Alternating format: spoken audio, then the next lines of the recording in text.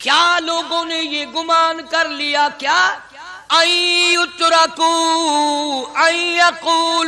آمنا، اتنا کہنے پر چھوٹ جائیں گے، اتنا کہنے سے جنت میں چلے جائیں گے، اتنا کہنے سے جہنم سے بچ جائیں گے، پلسرات کے عذاب سے بچ جائیں گے۔ آمنا، میں مانتا ہوں۔ السلام علیکم پیارے دوستو، آج پھر سے ہم آپ کے لیے ایک بہت ہی پیارا بیان لے کر حاضر ہوئے ہیں۔ بیان کا عنوان ہے ہماری سوچ۔ تو دوستو یہ بیان آپ کی زندگی کا سب سے قیمتی بیان ہے، اس بیان کو ایک بار ضرور سنیں۔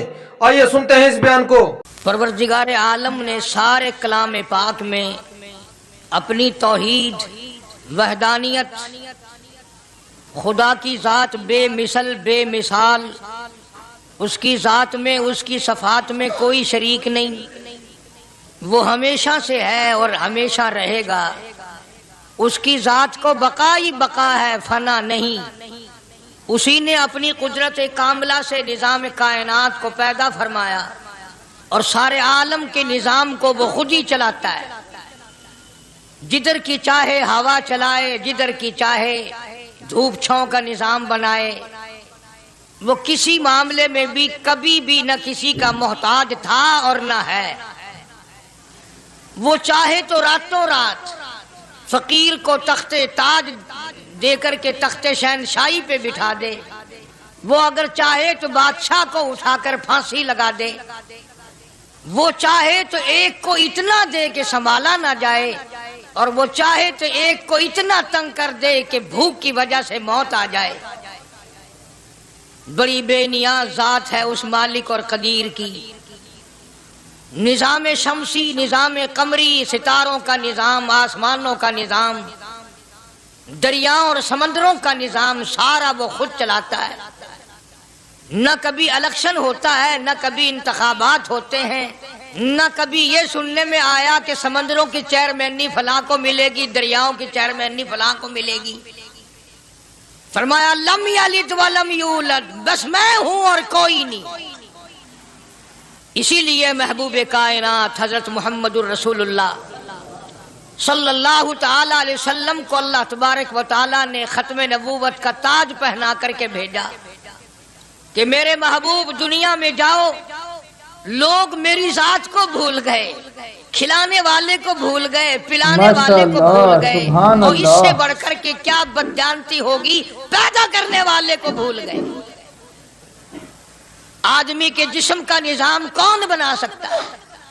اب یہ آنکھ ہے، بظاہر آنکھ ہے، لیکن بجلی کی وائرنگ کی طرح آنکھ سے لے کر پاؤں کے تلی تک ایک نظام چل رہا ہے۔ کان کا نظام ہے، ناک کا نظام ہے، ہاتھ کا نظام ہے، پیر کا نظام ہے، دل اور دماغ کا نظام ہے۔ یہ ساری کی ساری چیزیں وہ نہیں بنا سکتا تو اور کون بنانے والا ہے؟ اسی لیے فرمایا کالی کملی والے دنیا میں جاؤ، میرا نام بلند کرو، میری توحید کا جھنڈا بلند کرو، لوگوں کو بتاؤ کہ خالق کو نہ بھولو، مالک کو نہ بھولو، پروردگار کو نہ بھولو، اس رب کو نہ بھولو جس نے یہ سارا جہان بنایا۔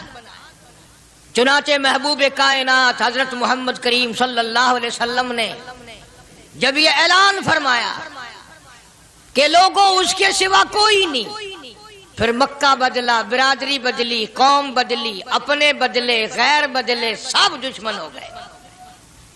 ایک میری بات سمجھ لیں، آج جس طرح کا کلمہ آج ہم پڑھتے ہیں، اگر یہی کلمہ پڑھنا ہوتا تو ابو جہل کافر نہ مرتا، عتبہ کافر نہ مرتا، شیبہ کافر نہ مرتا، ولید ابن مغیرہ کافر نہ مرتا، امیہ ابن خلف کافر نہ مرتا، کہ لا الہ الا اللہ محمد الرسول اللہ بھی پڑھتے رہتے اور بتوں کی پوجا بھی کرتے رہتے، ان کو حاجت روا بھی مانتے رہتے، زنا بھی کرتے رہتے، شراب بھی پیتے رہتے، سب کچھ کرتے، کلمہ پڑھتے رہتے۔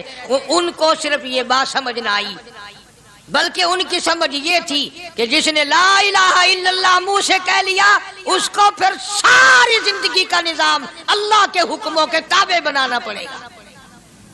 جس نے لا الہ الا اللہ پڑھا پھر وہ اپنی مرضی سے کھا نہیں سکتا، جو چاہے کھائے، اس کو اختیار نہیں۔ جس نے یہ اقرار کر لیا کہ اللہ کے سوا کوئی معبود نہیں، وہ میرا رب ہے، وہ میرا پروردگار ہے، اب اس کو اختیار نہیں کہ وہ جو چائے کھائے، بکری کھائے گا، گائے کا گوشت کھائے گا، بھینس کا گوشت کھائے گا، مرغی کا کھائے گا، کتا نہیں کھائے گا، سور نہیں کھائے گا، اسے خود اختیار نہیں ہے جو چائے کھائے۔ اسی طرح جس نے کلمہ پڑھا وہ پینے میں خود مختار نہیں کہ جو چائے پیے، پانی پیے گا، سوڈا پیے گا، لسی پیے گا، شربت پیے گا، چائے پیے گا، شراب نہیں پیے گا، پیشاب نہیں پیے گا، حرام نہیں پیے گا، اختیار ختم۔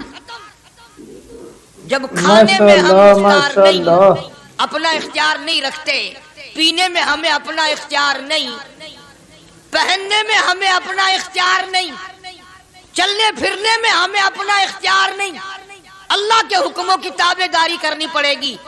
آج یہی بات قرآن کریم نے تمہارے سامنے رکھی ہے۔ اور بھولے ہوئے مسلمانوں، خدا کا ہم پر کتنا بڑا کرم ہے کہ سفید داڑھی ہو جاتی ہے، قبر کے قریب ہو جاتے ہیں، اللہ پاک بار بار قرآن پھر سامنے لاتا ہے، او مان جا، مان جا، اب بھی مان جا، اب بھی مان جا۔ فرمایا الف لام میم احسب الناس، کیا لوگوں نے یہ گمان کر لیا، کیا لوگوں کا یہ خیال بن گیا، کیا لوگوں کا یہ عمل بن گیا، کیا لوگوں کا یہ عقیدہ بن گیا، کیا لوگوں نے یہ زعم کر لیا، کیا لوگ یہ بنا بیٹھے، تکیہ لگا بیٹھے، ٹھیکہ کر بیٹھے، احسب الناس، کیا لوگوں نے یہ گمان کر لیا، کیا ان یترکوا ان یقولوا آمنا، اتنا کہنے پر چھوٹ جائیں گے، اتنا کہنے سے جنت میں چلے جائیں گے، اتنا کہنے سے جہنم سے بچ جائیں گے، پلسرات کے عذاب سے بچ جائیں گے، آمنا میں مانتا ہوں۔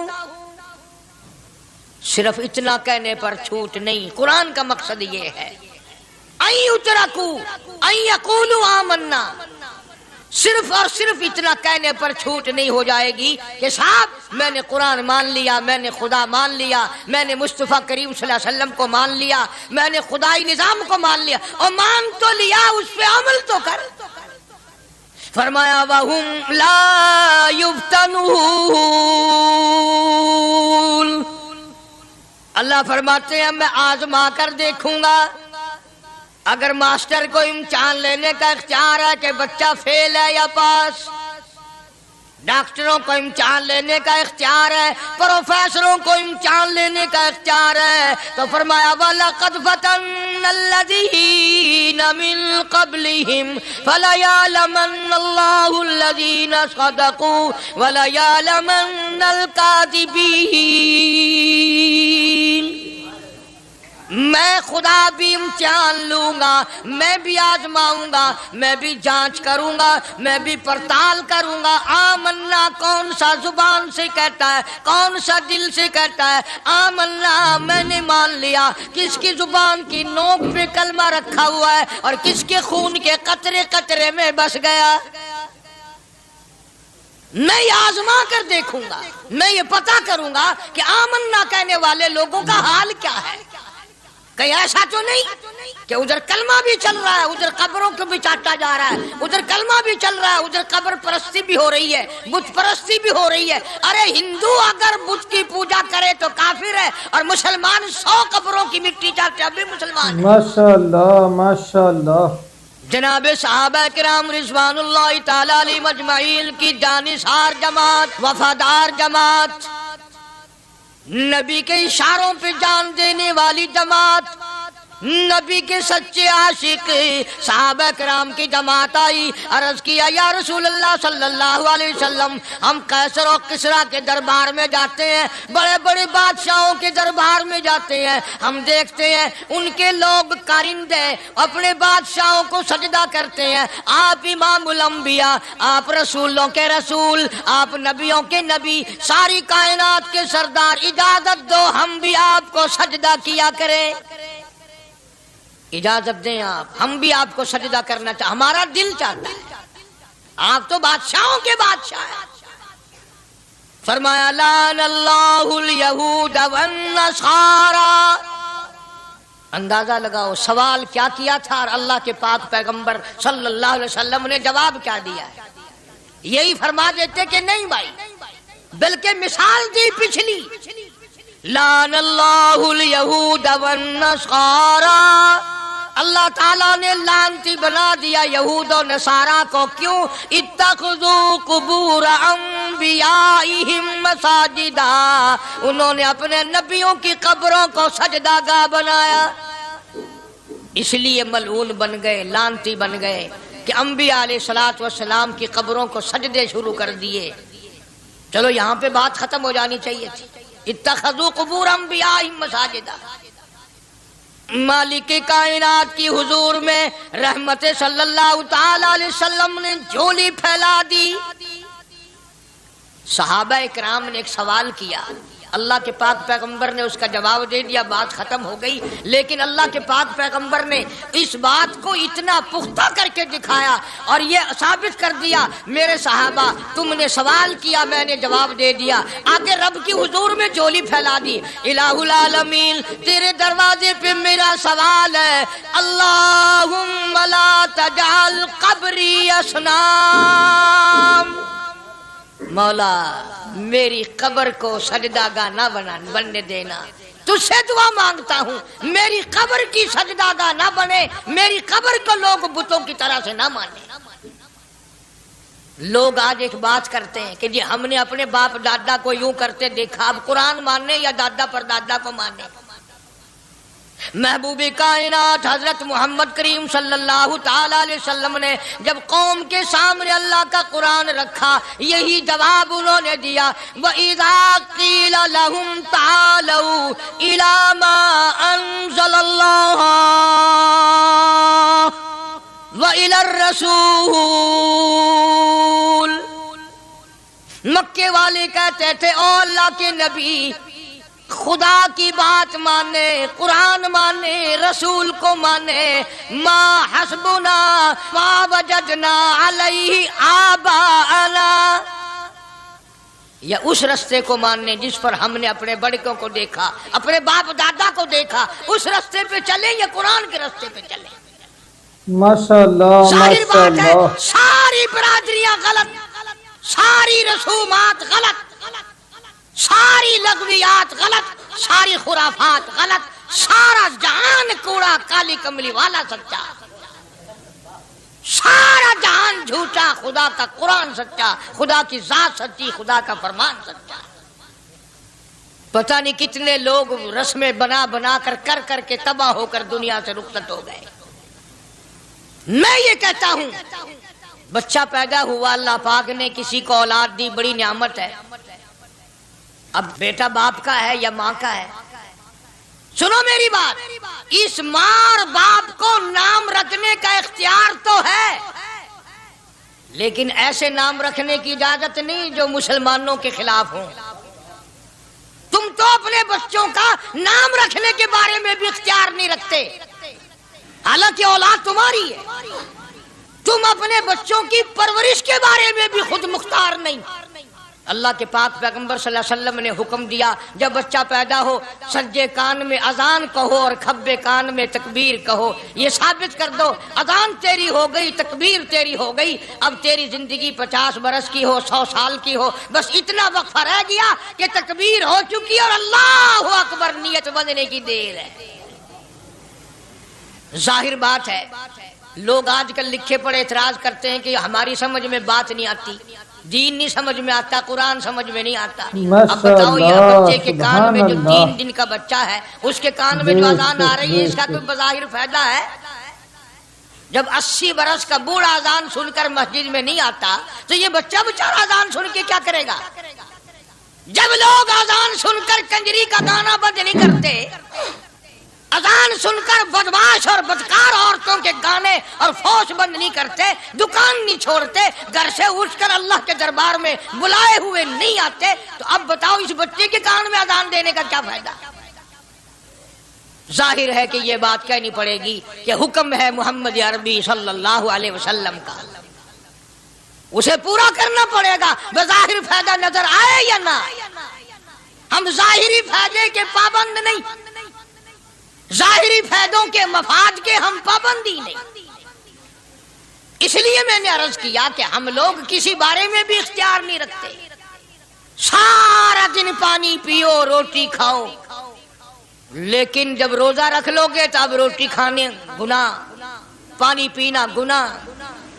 یہی بات میں ثابت کرنا چاہتا ہوں کہ ہم لوگ اختیار میں نہیں ہیں، آزاد نہیں ہے جتنا ہم نے اپنے آپ کو آزاد سمجھا ہوا ہے.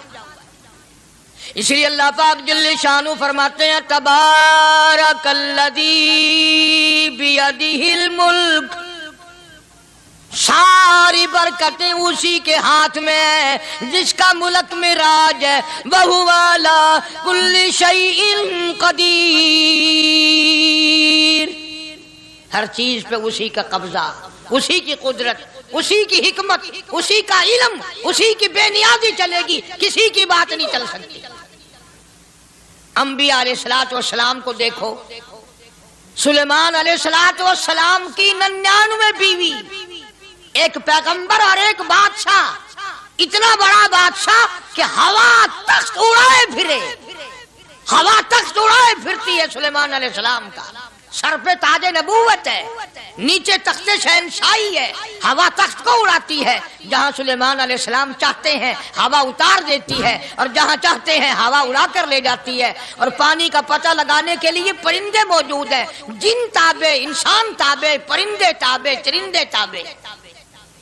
مقام اتنا اونچا، بادشاہت بھی دے دی، نبوت بھی دے دی، پیغمبری بھی دے دی، اور اتنی بڑی عظمت بھی دے دی. اور حال یہ ہے کہ 99 بیویوں میں سے ایک انگل کا بچہ پیدا نہیں ہوا. دیکھیے اس کی بے نیازی.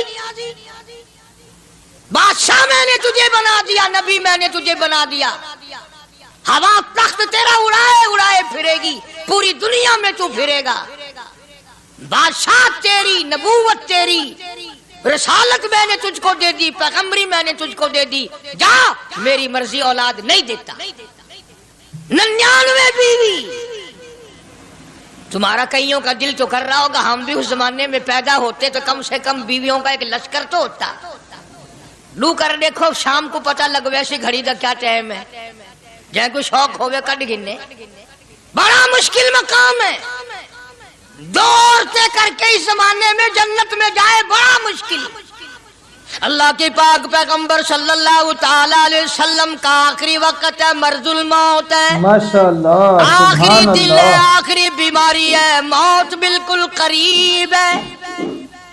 جناب صفیہ رضی اللہ تعالی عنہ کو بلایا، جناب سودا رضی اللہ تعالی عنہ کو بلایا، ام حبیبہ رضی اللہ تعالی عنہ کو بلایا، حضرت حفصہ رضی اللہ تعالی عنہ کو بلایا، حضرت زینب رضی اللہ تعالی عنہ کو بلایا، ام حبیبہ رضی اللہ تعالی عنہ کو بلایا. ساری گھر والیوں کو، ہماری ماں کو بلا کر اللہ کا پاک پیغمبر فرماتے ہیں، او میری گھر والیوں، میرا آخری وقت قریب ہے، بیماری بڑی سخت ہے، اجازت دے دو میں اپنی بیماری کے دن عائشہ کے حجرے میں گزار لوں. امام الانبیاء اجازت لے رہے ہیں، اجازت لے رہے ہیں. تم ناراض گھر بیٹھی رہو، میری باری تھی، میری باری تھی. ساری باری عائشہ کے حجرے میں رکھ دی. کتنا خدا کا خوف ہے، کس قدر دل میں اللہ تبارک و تعالیٰ کا ڈر ہے کہ کسی حقدار کے دل میں بھی یہ بات نہ آ جائے کہ میری باری ماری گئی. امام الانبیاء محبوب کبریا حضرت محمد مصطفیٰ صلی اللہ تعالی علیہ وسلم نے اجازت لے لی، ساری ہماری ماؤں نے اجازت دے دی. بیماری کے دل ہے، پریشانی کے دل ہے، جہاں آپ کو سہولت ہو ہم بالکل رضامندی سے اجازت دیتے ہیں. حجرہ عائشہ میں قیام فرما لیا. نبی نے خدا کا خوف دکھایا، نبی نے خدا کا ڈر دکھایا، نبی نے اپنے دل میں ڈر فرمایا اللہ پاک کو کچھ اور منظور ہے. کالی کملی والے، یہ جو حجرہ عائشہ ہے، یہ جو حجرہ عائشہ ہے جس بستر میں تیری ساتھ عائشہ ہوتی ہے، مجھے اس حجرے سے اتنا پیار ہے، اتنا پیار ہے، اس کے مقابلے کی میرے پاس جنت بھی موجود نہیں.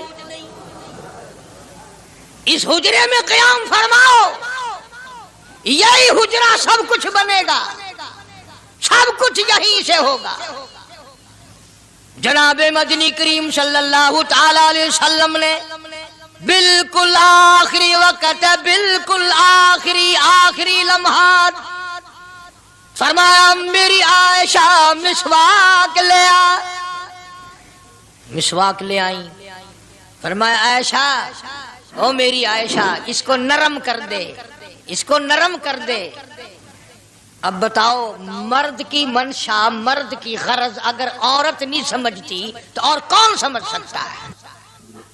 کا مطلب یہ نہ تھا کہ لکڑی سے کوٹ کے لیا، کسی روڑے اینٹ سے کوٹ کے نرم کر کے لیا۔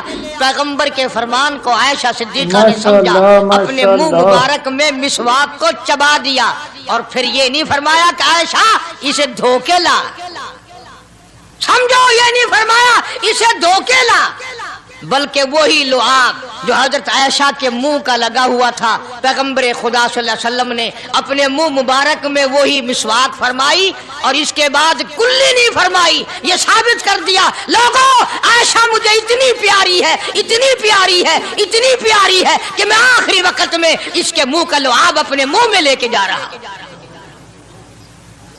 تمام چیزیں اللہ پاک خود کرا رہا ہے۔ اور ایک اور بات سمجھو، تمہاری بھی تمنا ہے، میری بھی تمنا ہے، ہر مسلمان کی تمنا ہے، اللہ کرے آخری وقت اچھی جگہ آئے۔ سب کی تمنا ہے سجدے میں موت آئے۔ جو ان آدمی مسجد میں کبھی داخل نہیں ہوتا آرزو اس کی بھی ہے کہ سجدے میں موت آئے، ہمیں ساری عمر سجدہ نہ کرے۔ جو آدمی ساری زندگی خدا کے قرآن کو ہاتھ نہیں لگاتا، قرآن کو آنکھ سے دیکھتا نہیں، تمنا اس کی بھی ہے کہ میری موت قرآن پڑھتے ہوئے کی آئے۔ سب کی تمنا ہے کہ میری اچھی جگہ موت آئے، کعبۃ اللہ میں موت آئے، مدینے پاک میں موت آئے، مسجد میں موت آئے، وضو کر کے موت آئے، اللہ کے حضور میں سجدہ ریز ہوں جب موت آئے۔ تم یہ تمنا کر سکتے ہو، تمہاری یہ حسرت ہو سکتی ہے، امام الانبیاء کی کوئی تمنا نہیں۔ کالی کملی والے کی بھی تو تمنا ہوگی، یا اللہ سب سے اچھی جگہ میری موت آئے۔ اللہ تبارک و تعالی جل شانہ نے یہ ثابت کر دیا میرے محبوب تیرے لیے حجرہ عائشہ سے اچھی جگہ آسمانوں پہ بھی نہیں، جنت میں نہیں۔ یہ جو عائشہ کا حجرہ ہے جہاں جبریل کے سلام آتے ہیں، جہاں خدا کا قرآن نازل ہوتا ہے، اس سے اچھا کوئی ٹھکانہ نہیں۔ اور ایک اور بات سمجھو، آج کل بھی تجربہ کر لیں، باپ سے دھی کو بڑا پیار ہوتا ہے، اور باپ کو بھی اپنی بیٹی سے بڑا پیار ہوتا ہے۔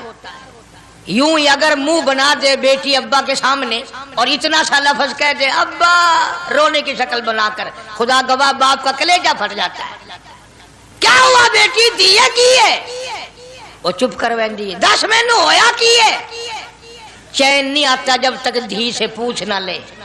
آخری وقت ہے پیغمبر خدا صلی اللہ علیہ وسلم کا، اور حضرت فاطمہ الزہرا رضی اللہ تعالیٰ عنہ اور عائشہ صدیقہ رضی اللہ تعالیٰ عنہ دونوں موجود ہیں۔ اور لوگوں آج ہمیں باپ کو دنیا سے جاتا ہوا بیٹی دیکھ کر گوارا نہیں کر سکتی، تو فاطمہ الزہرا جس کا ابا کالی کملی والا ہو کیسے گوارا کرتی؟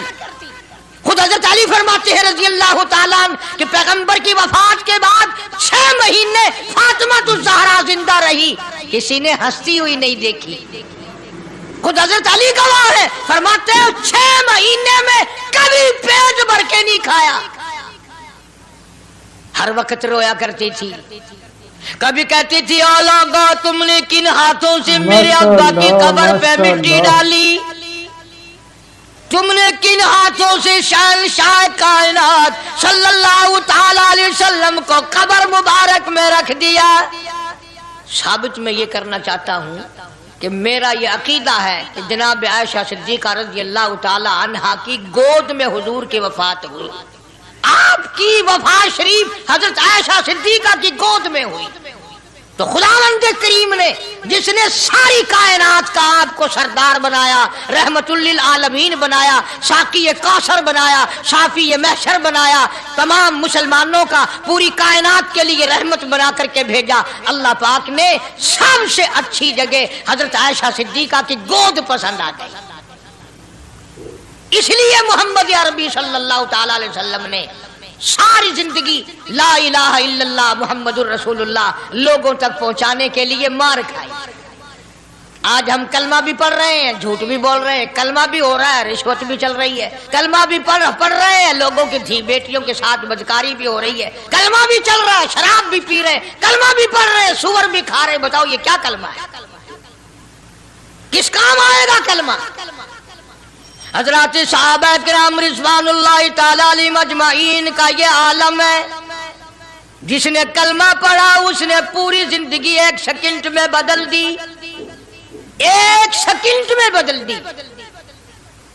جس دن شراب کی حرمت قرآن میں آئی، شراب کا حرام ہونا قرآن میں آیا، صحابہ کے گھروں میں بھی تھی، مسلمانوں کے گھروں میں بھی شراب تھی، لیکن جب شراب کی حرمت کا حرام ہونے کا قرآن نے اعلان کیا، میں دعوے سے کہتا ہوں، ذمہ داری سے کہتا ہوں، مدینے میں یہودی بھی تھے، ادھر ادھر عیسائی بھی تھے، جو کسی صحابی نے یہ سوچا ہو چلو ہمارے لیے تو حرام ہے، اس کے 4 پیسے تو بنا لیں، یہودیوں کو بیچ دیں، عیسائیوں کو بیچ دیں، وہ تو پابند نہیں، پیسے تو بنائیں.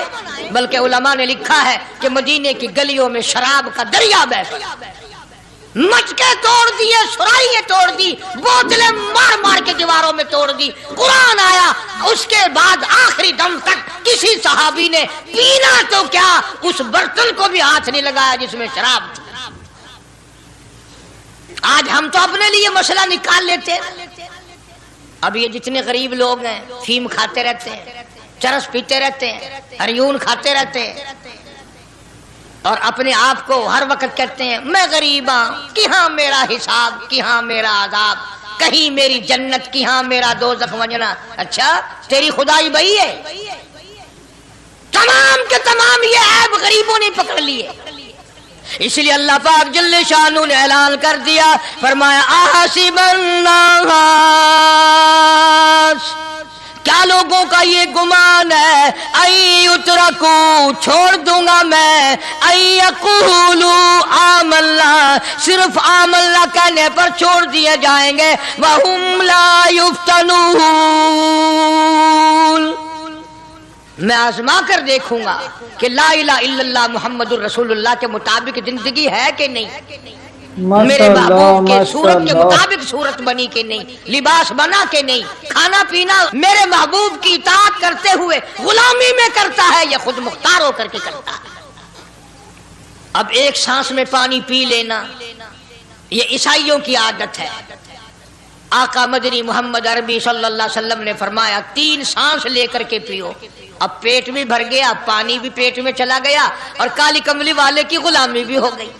فرمایا بسم اللہ کر کے پیو، دوسری غلامی ہو گئی.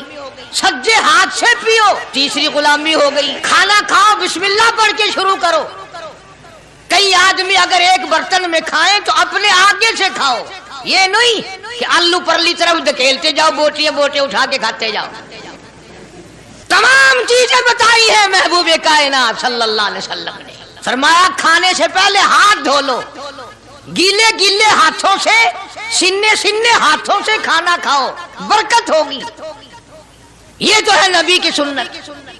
اور یہ بھی فرمایا، حضرت عائشہ رضی اللہ تعالیٰ عنہ فرماتی ہیں، سبحان اللہ، ہماری ماں نے ہمیں کیا کیا بتایا کہ اگر کئی آدمیوں کا کھانا گھر سے جاتا، جب برتن واپس آتے، حضرت عائشہ فرماتی ہے رضی اللہ تعالیٰ عنہ کہ برتنوں کو دیکھ کر میں سمجھ جاتی تھی کہ محبوب کائنات صلی اللہ علیہ وسلم نے اس پیالے میں کھانا کھایا.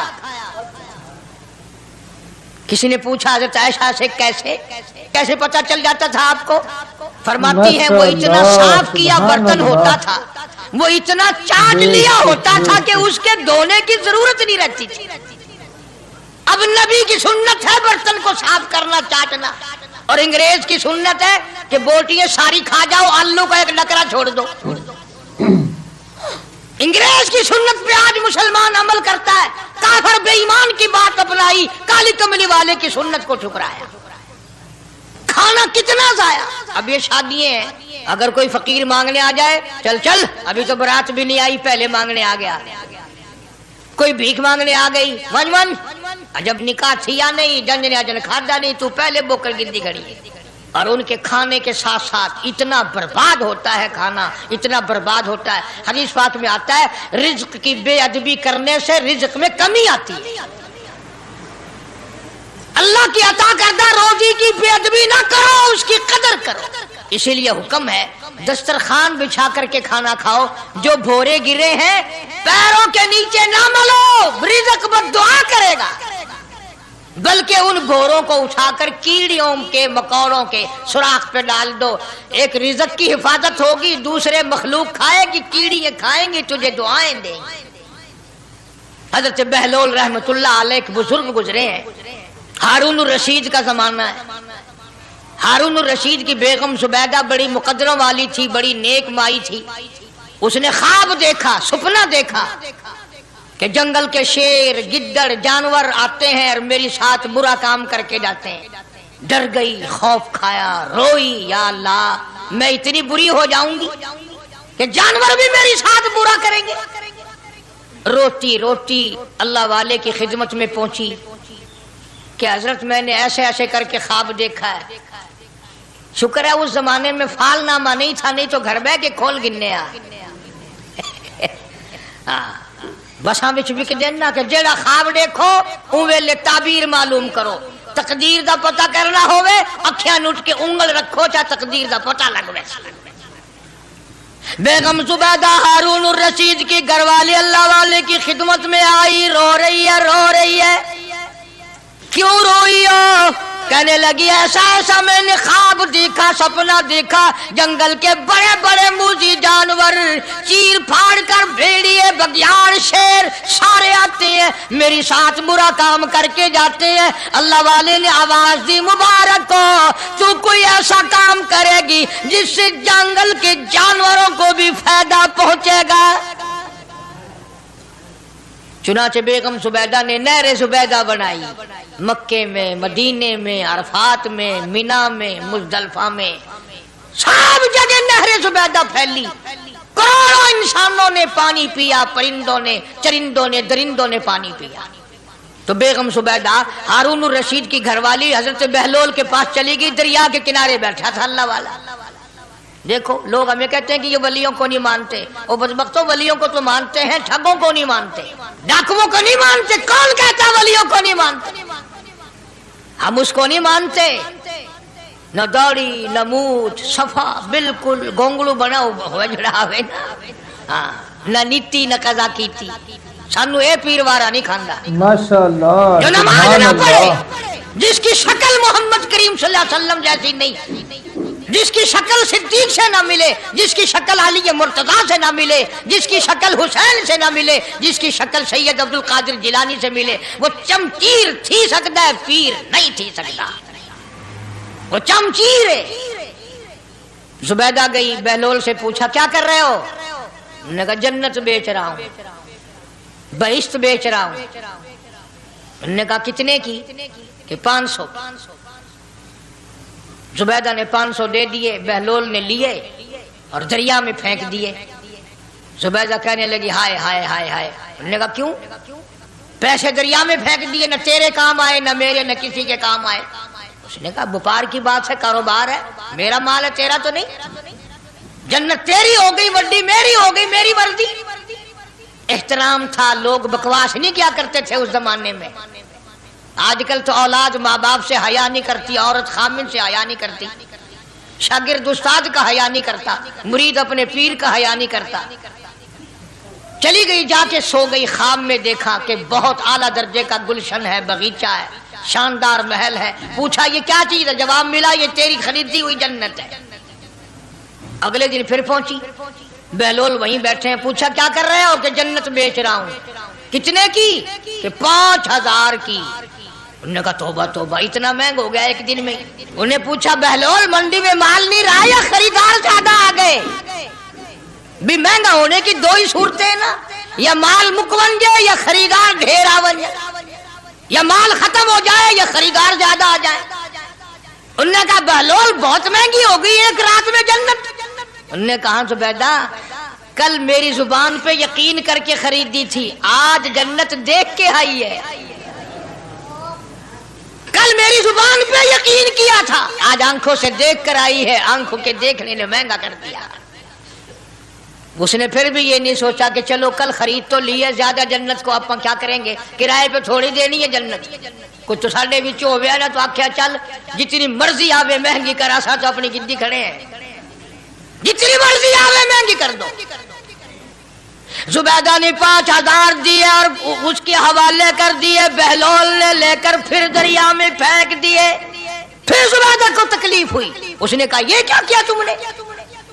فرمایا کملی تجھے پتہ نہیں، اس اگلے علاقے میں قحط پڑا ہوا ہے، لوگ مرد عورت بچے بھوکے مر رہے ہیں، بھوکے مر رہے ہیں لوگ، میں جو یہ پیسے پھینکتا ہوں مچھلیاں اپنے منہ میں لے کر پانی کے بہاؤ کے ساتھ ساتھ چلتی ہیں، آگے بھوکے لوگوں نے کانٹے لگا رکھے ہیں، جال لگائے ہوئے ہیں، وہ مچھلیاں پکڑ لیتے ہیں، ان کا جب پیٹ چاک کرتے ہیں اندر سے آٹے کے پیسے نکل آتے ہیں، وہ بھوکے روٹی کھا کر تجھے بھی دعا دیتے ہیں، مجھے بھی دعا کرتے ہیں۔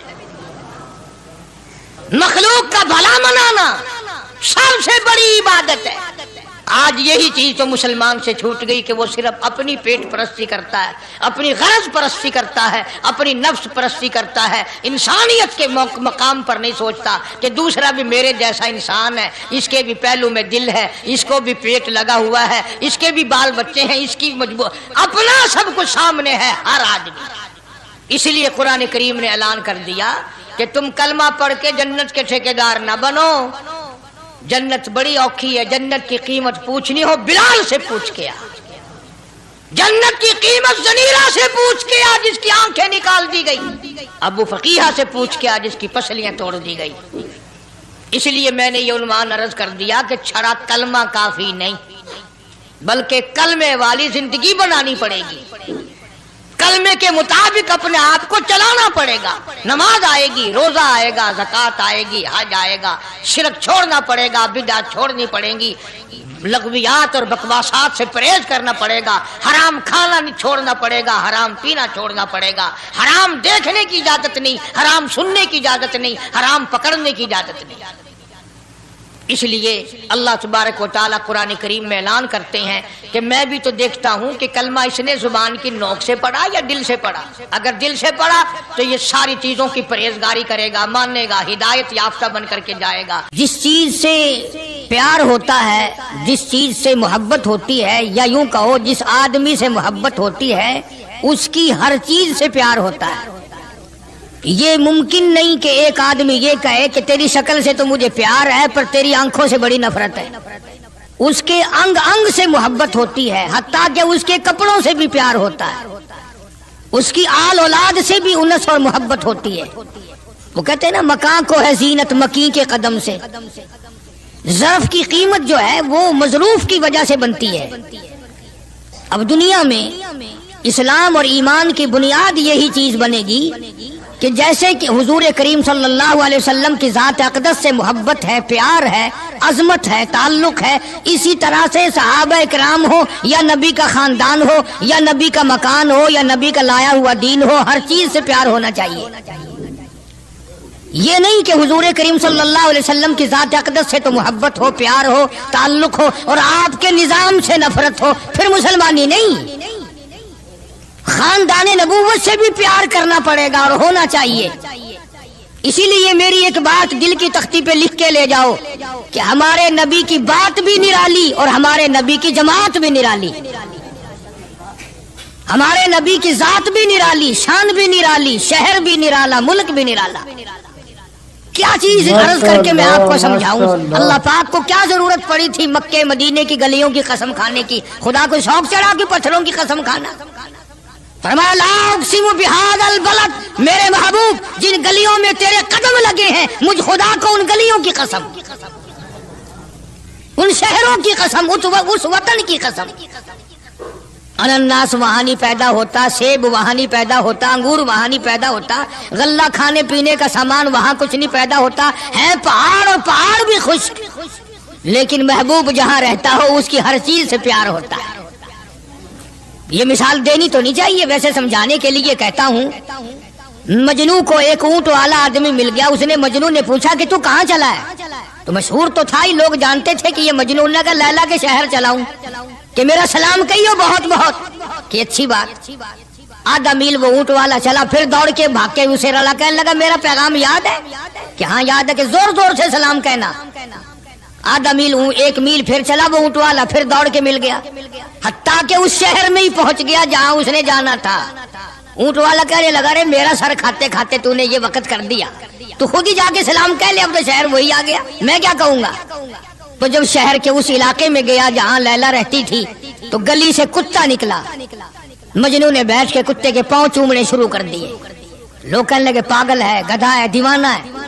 مولانا روم فرماتے ہیں، کہنے لگا پائے سگ بوسیدہ مجنو خلقش گفتہ اینچ بہود، پائے سگ بوسیدہ مجنو خلقش گفتہ اینچ بہود، گفت مجنو گاہے گاہے کوئے لیلا رفتہ بہود۔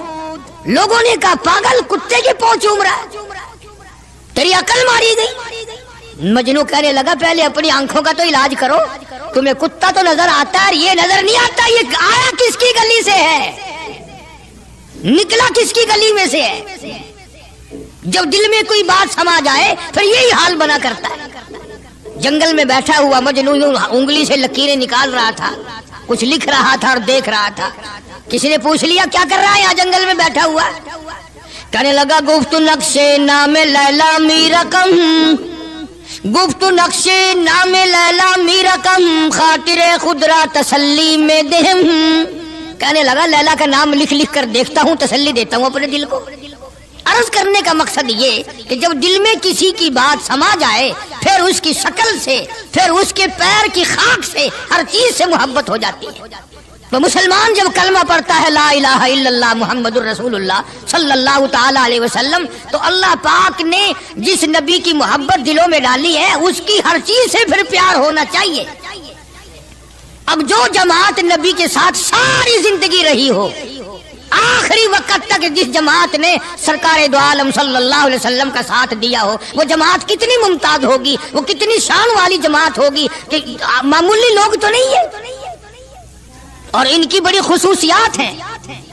مثلا ایک قافلہ چل رہا ہے، اور وہ قافلہ اور وہ لشکر بھی کتنا خوش قسمت ہوگا جس میں خود محمد عربی صلی اللہ علیہ وسلم موجود ہے۔ پانی ختم ہو گیا، گرمی تھی، شدت کی بڑی تکلیف ہوئی لوگوں کو بھی جانوروں کو بھی، تو صحابہ کرام نے مشورہ کیا اور اکٹھے ہو کر کے سرکار دو عالم صلی اللہ علیہ وسلم کے دربار عالیہ میں آئے کہ جی پانی نہیں ہے، جانوروں کو بڑی تکلیف ہے اور آدمیوں کو بڑی پیاس ہے، بڑی تکلیف ہے، آپ اللہ پاک سے دعا فرمائیں۔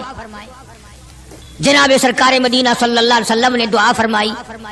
آواز آئی میرے محبوب موسیٰ علیہ السلام نے بھی پانی مانگا تھا، میں نے ان کو پانی دیا۔ اس طریقے سے قرآن کہتا اضرب بعصاک الحجر، لکڑی پتھر میں مارو، انہوں نے پتھر میں آسا مارا، ہم نے فانفجرت من حسنتا عشرۃ عینا، ہم نے 12 چشمے جاری کر دیے تھے۔ موسیٰ علیہ السلام نے لکڑی ماری۔ او میرے نبی، آج میں اگر آپ سے بھی لکڑی لگواؤں، اسی طرح سے آپ کو بھی لگ کر پتھر میں مارنی پڑے، پھر کلیم میں اور حبیب میں کیا فرق ہوگا؟ وہ کلیم اللہ ہے، آپ حبیب اللہ ہیں، آپ کو لکڑی مارنے کی ضرورت نہیں۔ یہ پیاری پیاری انگلیاں جو یتیم کے سر پہ پھرتی ہیں، یہ پیاری پیاری انگلیاں جو ہر صحابی کے ساتھ مسافہ ہونے میں ملتی ہیں، غریبوں کے لیے دعا کے لیے اٹھتی ہیں، میرے محبوب صلی اللہ علیہ وسلم یہی پیاری پیاری انگلیاں ایک پانی کے برتن میں آپ رکھ دیں، مجھے اپنی کبریائی کی قسم سارے قافلے کو ان انگلیوں سے نکلا ہوا پانی پلا دوں گا۔ چنانچہ آپ صلی اللہ علیہ وسلم نے ایک برتن میں انگلیاں رکھ دی، سارے جانوروں نے پانی پی لیا، سارے صحابہ کرام نے پانی پی لیا۔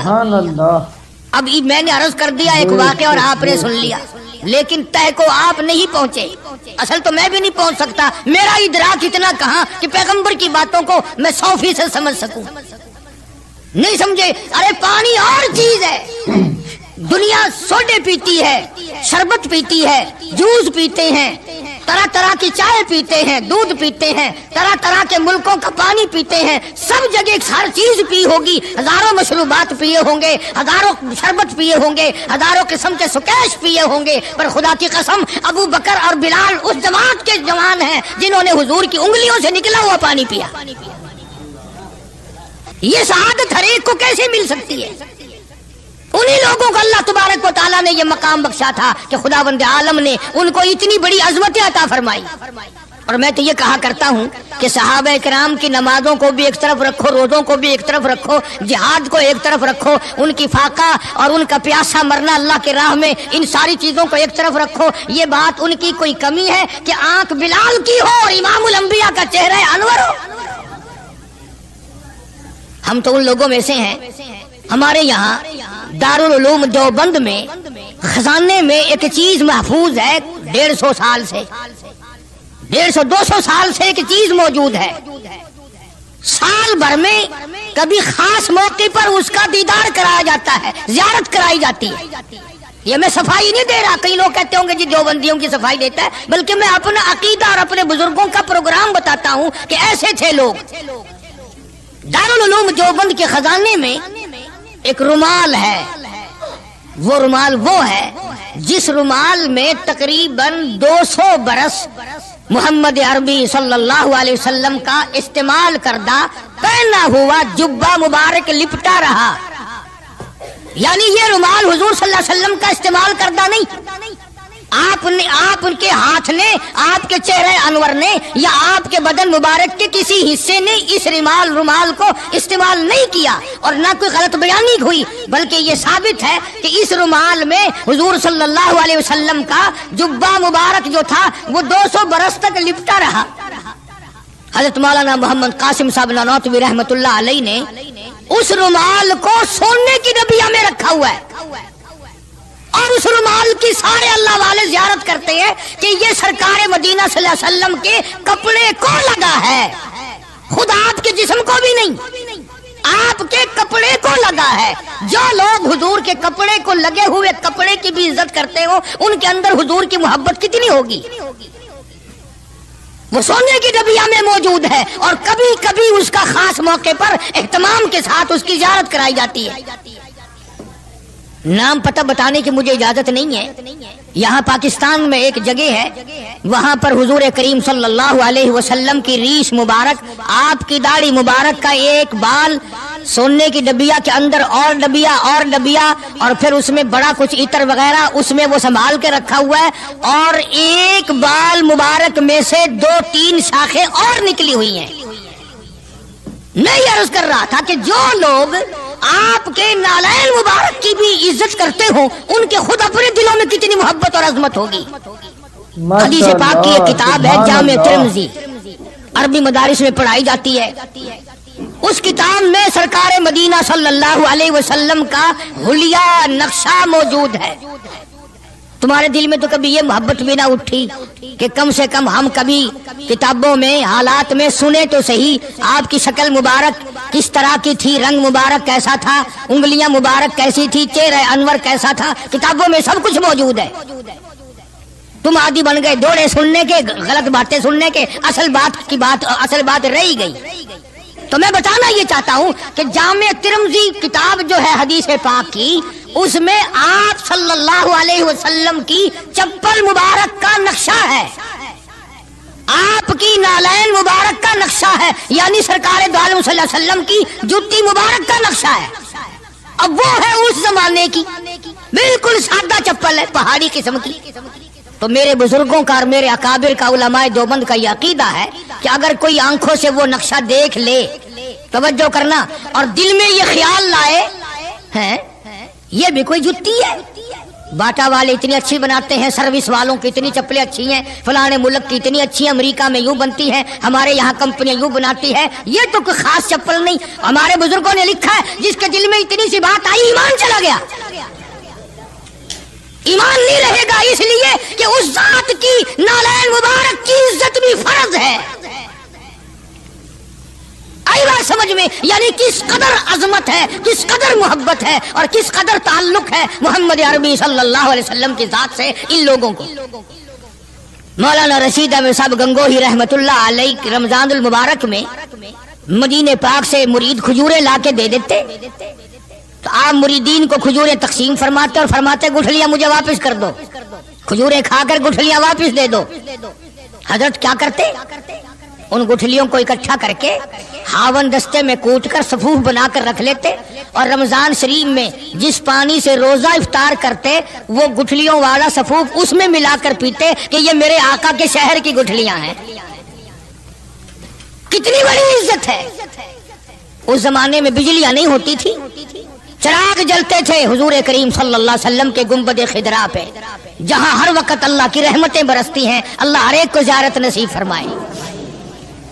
24 घंटे फरिश्ते सलाम पढ़ रहे हैं, सलात पढ़ रहे हैं, दुरूद पाक पढ़ रहे हैं, चारों तरफ से रहमत ही रहमत बरस रही है।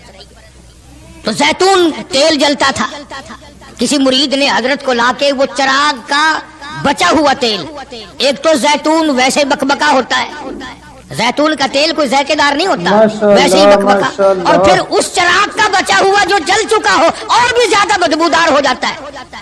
लेकिन मौलाना रशीद अहमद गंगोही रहमतुल्लाह अलैह को जब किसी ने लाके दिया तो हजरत ने वो बचा हुआ चिराग का तेल खड़े होके पिया। तो किसी ने पूछा हजरत ये क्यों? फरमाया तुझे क्या मालूम है, ये उस चिराग का बचा हुआ तेल है जो काली कमली वाले सल्लल्लाहु अलैहि वसल्लम के रोजा अक़दस पे जल रहा था। मौलाना मोहम्मद कासिम साहब नौनौतवी रहमतुल्लाह अलैह को किसी ने मदीने पाक से रुमाल लाके दिया, आप उसको चूमने लगे, आंखों से लगाने लगे। तो किसी ने कहा हजरत क्या चूम रहे हो, ये तो इटली का बना हुआ रुमाल है, मदीने में रुमाल थोड़े ही बनते हैं, ये तो इटली का फला मुल्क का बना हुआ, जर्मन का बना हुआ रुमाल है, आप चूम रहे हैं इसको, ये मदीने में थोड़ी फैक्ट्री कोई रुमालों की कारखाना है। फरमाया नहीं ठीक है, मुझे भी पता है बनाया जर्मन वालों ने है, बना इटली में है, लेकिन ये बात तो देख, मैं तो इसलिए चूम रहा हूँ कि मदीने की हवा इसको लगी है, मदीना मुनव्वरा की इसको हवा लग गई है, इसलिए मैं मोहब्बत में चूम रहा हूँ। अर्ज करने का मकसद ये कि इन लोगों के दिलों में प्यार होता है तो प्यार के इजहार के तरीके होते हैं, मोहब्बत कभी नहीं छुपी रहा करती। मौलाना मोहम्मद कासिम साहब नौनौतवी रहमतुल्लाह अलैह जब मदीने पाक पहुंचे, कई मील इधर को जूता उतार दिया, रात का वक्त था, पैर जख्मी हो रहे हैं, सवारी खाली चल रही है। किसी ने अर्ज किया हजरत सवारी पे सवार हो जाओ, पांव जख्मी हो रहे हैं। फरमाया मदीना मेरे आका का शहर है, सवारी पे चढ़कर दाखिल होते हुए मदीने पाक में शर्म आती है, मदीने जैसे शहर में सवारी पे चढ़कर दाखिल हूं। चुनाचे जितने दिनों मदीने पाक में रहे जूता नहीं इस्तेमाल किया, जूता नहीं पहना मदीने पाक में रहते हुए मौलाना मोहम्मद कासिम नौनौतवी रहमतुल्लाह अलैह ने।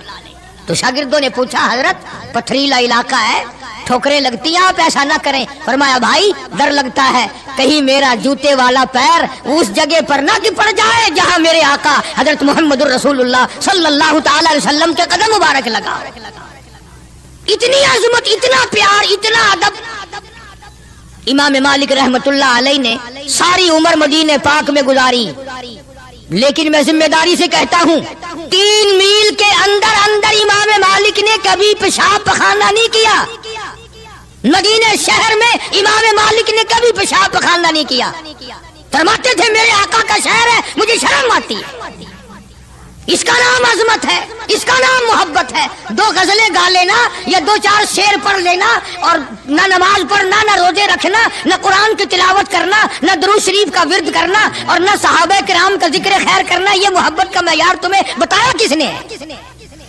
तुम्हें शक्लों से पता नहीं चलता कि ये हुजूर करीम सल्लल्लाहु अलैहि वसल्लम का मोहब्बत करने वाला या नहीं करने वाला?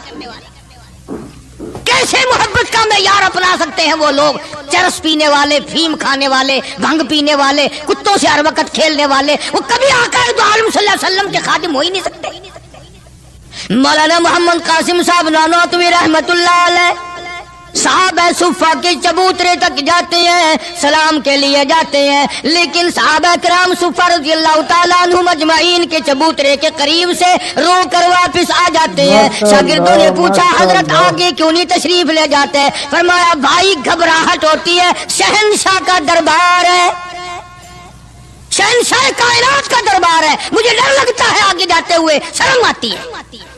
कई दिनों के बाद माजा शरीफ तक गए, जालियों के करीब तक गए और वहां जाकर के सलाम अर्ज किया تو مولانا محمد قاسم صاحب نانوتوی رحمتullah علیہ ہنستے ہوئے واپس تشریف لائے. کسی نے پوچھ لیا اللہ والے کئی دنوں سے تو دیکھا روتے ہوئے واپس آیا کرتے تھے, آج مسکراتے ہوئے آئے ہو. فرمایا الحمدللہ کام بن گیا, کام بن گیا. اس کسی نے پوچھ لیا کیا کام بن گیا؟ فرمانے لگے تمہیں کیا معلوم ہے میرے آقا کا مجھ پہ اتنا کرم تھا, میرے آقا کا مجھ پہ اتنا کرم تھا, بھر دیا میرا دامن پھیلانے سے پہلے. میرے آقا کا مجھ پہ اتنا کرم تھا, نشہ رنگ لایا پلانے سے پہلے, اور بھر دیا میرا دامن پھیلانے سے پہلے. مجھے کالی کملی والے صلی اللہ علیہ وسلم نے دودھ پلا دیا, علم حدیث پلا دیا. عجب انداز کے لوگ ہیں, عشق ان جیسا. باہر تشریف لائے, نعتیہ کلام تو دیکھو, عشق کے بغیر ایسا کون کہہ سکتا ہے. یوں فرماتے ہیں جیوں تو سگانے, جیوں تو سگانے حرم کے ساتھ پھروں, او میری مولا بقایا زندگی اگر میری ہے, میرا مدینے کے کتوں میں شمار کر دے, میں بڑا راضی. جیوں تو سگانے حرم کے ساتھ پھروں, اور مروں تو کھائے مجھ کو مدینہ کے مرغ و مار. میں مدینے میں مر جاؤں, مدینے کے پرندے مجھے کھا جائے, میں بڑا راضی. کیا انداز ہے ان لوگوں کا. اور ایک بڑے عظیم بزرگ اسی زمانے کے ہیں, مولانا محمود الحسن صاحب شیخ الہند سب کا رحمتullah علیہ. بڑے بڑے عجیب لوگ تھے. کلام تو ان لوگوں کا حق تھا نا جو ہر وقت نبی صلی اللہ علیہ وسلم کی یاد میں مگن رہتے تھے, اسی لگن میں لگے رہتے تھے, اسی سوز و گداد میں, اسی محبت میں ہر وقت رہتے تھے. مولانا شیخ الہند رحمتullah علیہ جنت کو خطاب کر کے کہتے ہیں, فرماتے ہیں جنت میں نے مانا کہ تجھ میں حور و قصور رہتے ہیں.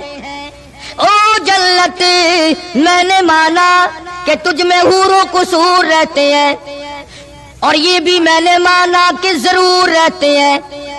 کیا تخیل ہے حضرت شیخ الہند رحمتullah علیہ کا. فرمایا او جنت آ میرا طواف کر کہ میرے دل میں حضور رہتے ہیں صلی اللہ علیہ وسلم. بڑی عجیب بات کہی. اور جنت تیری ساری نعمتیں, تیرے سونے کے مکانات, تیری چاندی کی اینٹیں, تیرے مشک و عنبر سے بنے ہوئے گارے کے محلات, تیری نہریں, تیری حوریں, تیرے قصور, تمام نعمتیں, آؤ ساری میرے طواف کرو, اس لیے کہ میرے دل میں کالی کملی والے بسے ہوئے ہیں صلی اللہ علیہ وسلم. عرض کرنے کا مقصد یہ کہ یہ لوگ تھے جو نبی کی ہر چیز سے پیار کرتے تھے, رنگ سے, روپ سے, شہر سے, حالات سے, در و دیوار سے, ساری چیزوں سے. اللہ جس کو نصیب کر دے یہ ہر ایک کو تھوڑا ہی ہوتا ہے. مولانا قاضی احسان احمد صاحب شجاع آبادی رحمتullah علیہ فرماتے تھے اس زمانے میں عرب میں غربت تھی, نہ سونا تھا نہ پٹرول تھا, غریب حالات تھے وہاں کے. فرماتے ہم نے کھانا کھایا, اور کھانا کھا کر ہم نے ایک ہڈی چوس کر پھینکی, تو ایک عربی ایک دیہاتی کا بچہ کھڑا ہوا تھا, وہ اس ہڈی کو اٹھا کر چوسنے لگا. ہم نے دیکھ لیا, ہمیں ترس آیا, ہم نے اس بچے کو اپنے پاس بلایا, چھوٹا سا معصوم بچہ ہے, اور اسے کھانا کھلایا, پانی پلایا, کچھ پیسے بھی دیے اس کو کہ بھی کسی غریب کا بچہ ہے جو ہڈی پھینکی ہوئی اٹھا کے چوس رہا تھا. اس کے بعد ہم نے اس بچے سے کہا یا ایھا الصبی کہ او بچے ہمارے ساتھ ہمارے ملک چل, تجھے کھلاویں گے بھی, پلاویں گے بھی, کپڑے بھی دیں گے, تیری شادی بھی کریں گے, تجھے سب کچھ دیں گے, مکان بھی دیں گے, سب انتظام کریں گے تیرا. انہوں نے کہا سب کچھ کرو گے کہ ہاں سب کچھ دیں گے, ساری چیزیں مجھے کھلا پلا کرو گے کہ سب کچھ کھلایا پلایا کریں گے, کپڑے بھی خوب دو گے کہ ہاں کپڑے بھی خوب دیں گے, مکان بھی دو گے کہ ہاں مکان بھی دے دیں گے. اللہ اکبر. معصوم بچہ گنبد خضرا کی طرف اشارہ کر کے کہنے لگا کیا تمہارے ملک میں یہ بھی ہے, تمہارے ملک میں یہ بھی ہے؟ ایسا فرماتے تھے میری چیخ نکل گئی کہ اور سب کچھ ہے یہ نہیں. چھوٹا سا معصوم بچہ کسی دیہاتی کا بھوکا رو کے کہنے لگا تمہاری پھینکی ہوئی ہڈیاں چوسنا اٹھا کر کھانا منظور ہے، اس گنبد خضرا سے بے وفائی نہیں کروں گا، یہی رہوں گا، جاؤں گا نہیں۔ عرض کرنے کا مقصد یہ جب تعلق ہو جائے اور کھانا کیا، پینا کیا، ٹور کیا، بنگلہ کیا، کوٹھی کیا، کوئی چیز سمجھ میں نہیں آتی پھر۔ اس لیے اللہ کے قرآن نے اعلان کر دیا وَمِنَ النَّاسِ مَن يَشْرِي نَفْسَهُ ابْتِغَاءَ مَرْضَاتِ اللَّهِ۔ اللہ تعالیٰ خود اعلان کرتا ہے بعض لوگ وہ ہیں جنہوں نے میرے ساتھ کاروبار کیا، جنہوں نے معاملہ کیا، جنہوں نے میرے ساتھ دھندا کیا، لین دین کیا، من یشری نفسہ ابتغاء مرضات اللہ۔ کچھ لوگ ایسے ہیں، اللہ پاک قرآن میں اعلان کرتا ہے کچھ لوگ ایسے ہیں جنہوں نے میری ساتھ کاروبار کیا، خرید و فروخت کی، حالات یہ بنائے، میری رضا خرید لی، اپنی جان میرے حوالے کر دی، میری خوشنودی خرید لی، میری رضا مول لے لی، میری اطاعت مول لے لی، میری ذات اپنے لیے وقف کر لی۔ نفسہ ابتغاء مرضات اللہ واللہ رؤوف بالعباد۔ ایسے لوگوں کے لیے میری شفقتیں ہیں، ایسے لوگوں کے لیے میری مہربانیاں ہیں، ایسے لوگوں کے لیے میرا لطف اور کرم ہے، میری عطا اور بندہ نوازی ایسے لوگوں کے لیے ہیں جو میری ساتھ کاروبار کریں، جان مجھ ہے تو میری دی ہوئی لیکن وہ میرے حوالے کر دیں، میں جب اسلام ایمان قرآن کے لیے چاہوں ان کی جان کو لے کر استعمال کر سکتا ہوں۔ اور آگے قرآن کریم نے جو بات فرمائی وہ بڑی عجیب ہے، فرمایا یا ایھا الذین آمنوا ادخلوا فی السلم کافہ، او ایمان والو، کلمہ پڑھنے والو، نبی کی زبان پر یقین کرنے والو، قبر اور قیامت پہ یقین کرنے والو، موت کا یقین کرنے والو، آخرت پہ ایمان رکھنے والو، آؤ ادخلوا فی السلم کافہ، اسلام میں پورے پورے داخل ہو جاؤ۔ یعنی یہ نہیں کہ دل میں تیرے اسلام ہے اور شکل تیری اسلام سے باہر ہے، یہ نہیں کہ دل میں اسلام ہے اور کپڑوں میں نہیں، دل میں اسلام ہے اور پیروں میں نہیں اور ہاتھ میں نہیں، اعمال میں نہیں، نظام میں نہیں، تو یہ بات غلط ہے۔ کافہ پورے پورے داخل ہو جاؤ اسلام میں مرنے سے پہلے پہلے۔ یہ نہیں ہے کہ دل میں تو محبت رکھو حضور کریم صلی اللہ علیہ وسلم کی اور تعلق، اور ویسے رکھو جی انگریز بہت اچھے ہیں جی، کیا کہنا انگریزوں کا، یہودی بہت اچھے ہیں، بہت اچھے ہیں، دنیا میں بڑے ترقی یافتہ ہیں، جی یہودیوں کی ریس کون کر سکتا ہے؟ خدا اس بات سے ناراض ہے، فرمایا ارے یہودی کیا کریں گے، سینکڑوں ہزاروں یہودی مل کر، کروڑوں یہودی مل کر نعوذ باللہ میرے بلال کی پیر کی اڑی ہوئی خاک کا مقابلہ نہیں کر سکتے۔ رہی بات دیانت و امانت کی کہ صاحب انگریز بڑی دیانت سے کام لیتے ہیں، تو یہ تو ہماری غلطی ہے، اسلام کی غلطی تھوڑی ہے، یہ اسلام نے تھوڑی سکھایا ہے کہ منہ میں اللہ اللہ کرو اور دل میں کچھ اور بسا کر کے رکھو، یہ بات تو قرآن نے نہیں سکھائی۔ فرمایا ادخلوا فی السلم کافہ، اسلام میں پورے پورے آ جاؤ، سر سے لے کر پیروں تک اسلام کو نافذ کرو، اپنے گھروں کو مسلمان والا گھر بناؤ، اپنے کاروباری ادارے کو، دکان کو اسلام والی بناؤ، یہ نہیں کہ بازار اور چیز ہے، قرآن اور چیز ہے۔ یہ بات اجازت نہیں دیتا اسلام کہ مسجد میں آ کر کے نماز پڑھنا، اللہ اللہ کرنا اور دکان پہ بیٹھ کے ٹھگی مارنا، فریب کرنا، جھوٹ بولنا، قطعاً اجازت نہیں دیتا اسلام۔ ہر میدان کے لیے اسلام پکڑتا ہے، اس کی غلامی کرتے ہوئے چلنا پڑے گا، اگر اس کی غلامی نہ ہوئی تو بات بگڑے گی، اور یعنی اصل تو یہی بگڑے گی، یعنی بگڑے گی تو آگے جا کر کے بگڑے گی، اور ہزاروں کی بگڑتی دیکھی، دنیا ہی میں ہزاروں کی بگڑتی دیکھی۔ اس لیے مجذوب نے بڑا بر وقت ٹوکا، اور مجذوب بڑا جھنجھوڑتا ہے، کہتا کہ تجھے کیا معلوم ہے، یہ تو آخری وقت میں جا کر کے پتہ چلے گا کمائی کیا کرتا رہا۔ فرمایا دو دل کی زندگی پہ نہ اتنا اچھل کے چل،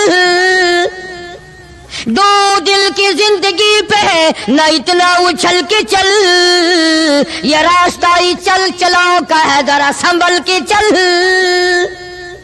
جوانی سب پہ آئی ہے، ہر ایک نے جوانی کو گزار دیا۔ نوجوانوں فخر نہ کرو، آج اگر تم مسجد میں نہیں آتے تو تمہارا کیا خیال ہے، تم نہیں آتے بلکہ وہ رب العالمین تمہیں اپنے دروازے پہ آنے نہیں دیتا، تم اس قابل نہیں کہ خدا کے دربار میں آ کے سر جھکاؤ۔ ساری ساری چیزیں ہم محمد عربی صلی اللہ علیہ وسلم کی جتنی ہیں، خاندان سے بھی پیار کرنا پڑے گا اور آپ کے در و دیوار سے بھی اور ہر چیز سے محبت کرنی پڑے گی۔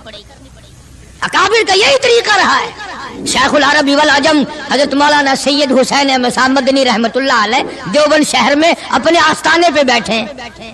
بمبئی کا ایک سیٹھ آدمی مرید ہونے کے لیے آیا سفر کر کے اور سلام کر کے واپس ہونے لگا، تو کسی نے یہ حضرت نے پوچھ لیا بھی کیا بات ہے؟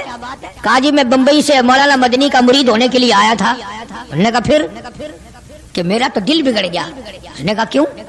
کہ اس لیے کہ مولوی صاحب کی گود میں بلی بیٹھی ہے، بلی سے کھیل رہے ہیں مولوی صاحب، کبھی اس کو پیار کرتے ہیں، کبھی اس کو ادھر بٹھاتے ہیں، کبھی اس کو کھلاتے ہیں، کبھی کھلاتے ہیں۔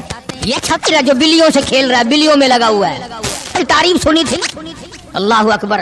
شیخ مدنی رحمت اللہ علیہ نے فرمایا تجھے یہ معلوم ہونا چاہیے میں اس سال یہ بلی بھی مدینے سے لایا ہوں، میں اس لیے اس سے محبت کرتا ہوں، میں اس کو وہیں سے لایا ہوں اور اس کے پیر مسجد نبوی میں لگے ہوئے ہیں۔ تو ہر آدمی ان چیزوں کے اندر غور نہیں کر سکتا، نہ سمجھ سکتا ہے۔ اسی طرح سے خدا کے قرآن سے بڑا پیار ہونا چاہیے کہ یہ اللہ کا کلام ہے اور محمد عربی صلی اللہ علیہ وسلم کا ساری زندگی کا تلاوت کردہ کلام ہے۔ میں بات کر رہا تھا صحابہ کرام کی کہ اللہ پاک نے ان کو اتنی عظمتیں عطا فرمائی کہ یہ نبی کے ساتھ ہو کر کے بھوکے رہے، پیاسے رہے، تنگ دستیاں اٹھائیں، فاقہ مستی گزاری، پریشانیاں جھیلی، لیکن ایک دن بھی اپنے نبی کو شکوے کا موقع نہیں دیا۔